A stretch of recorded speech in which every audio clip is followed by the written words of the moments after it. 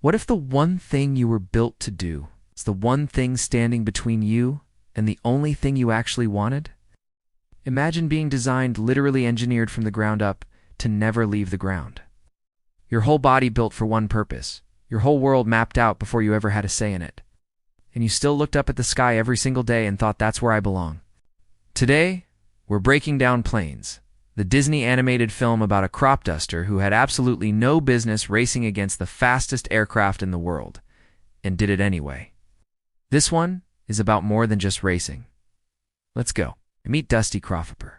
He lives in the tiny farming town of Propwash Junction, a speck on the map surrounded by endless flat fields. His job? Crop dusting, lying low, slow, and steady over those fields every single day, spraying crops, going nowhere. It's a perfectly fine life, useful, predictable, safe. But Dusty doesn't want safe. Dusty wants to race. He dreams of competing in the wings around the globe, the most prestigious aerial racing competition on the planet. A race that circles the entire Earth, featuring the fastest, most powerful, most elite racing planes ever built. Dusty is none of those things.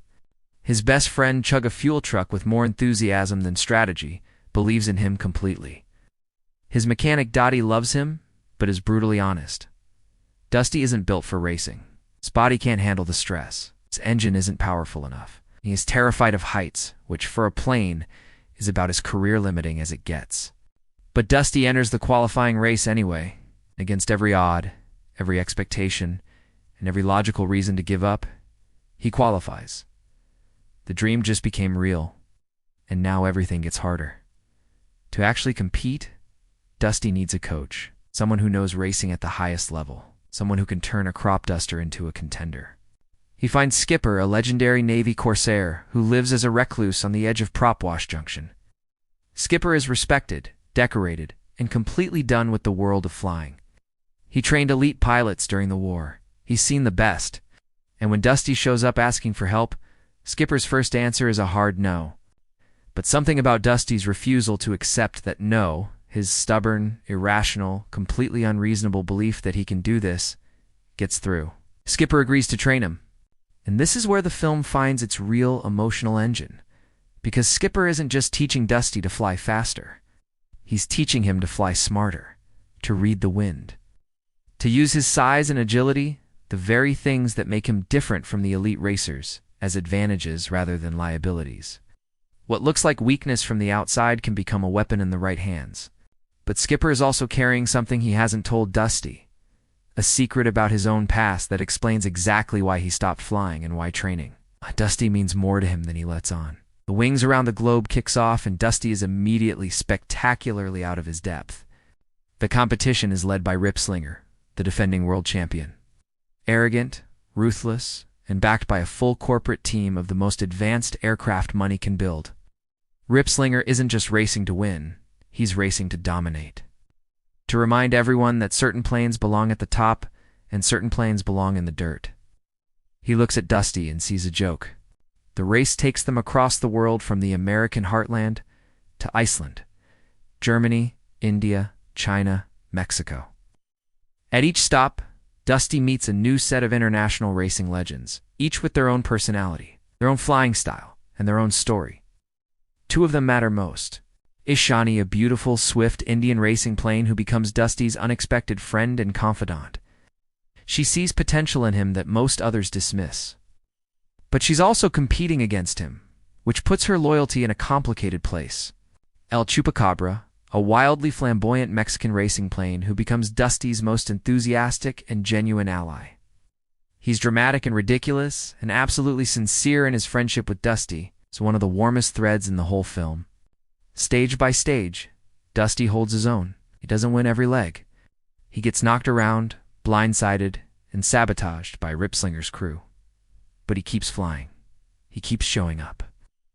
And slowly, impossibly, the whole world starts paying attention to the little crop duster from Propwash Junction. Then Skipper's secret comes out. Dusty discovers that Skipper's legendary war record, the thing that made him revere his mentor above everyone else, wasn't quite what it seemed. Skipper had told a version of the truth, but not all of it. And the revelation feels like a betrayal at the exact moment Dusty needs to believe in the people around him most.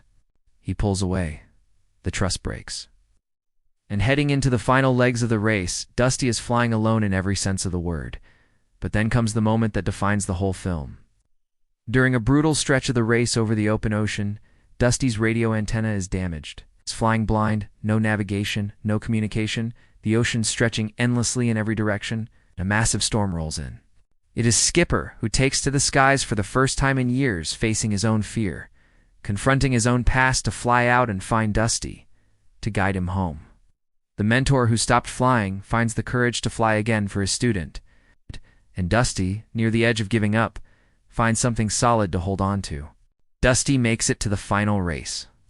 And despite Ripslinger's sabotage, a last desperate, dirty move to knock him out before the finish line, Dusty uses every single thing Skipper taught him to outmaneuver the champion and cross the finish line first. Not with power, not with the best engine or the biggest team. With heart, with smarts, with a willingness to be different from everyone else in the race and own it completely. Here's what Planes is really saying underneath all the speed and spectacle. You are not built for this is the world's opinion. Whether you fly anyway is yours. Dusty was engineered to stay low. He chose to go high. And the choice, not the engineering, is what made him extraordinary. Planes is a film that gets underestimated just like its main character. And maybe that's exactly the point. If this breakdown took you somewhere unexpected, go ahead and tap the like. It costs you nothing and it genuinely helps this channel reach more people who love finding the story beneath the story. If you want a new breakdown of animated films, hidden themes, the lessons hiding in plain sight, hit subscribe. You won't regret it.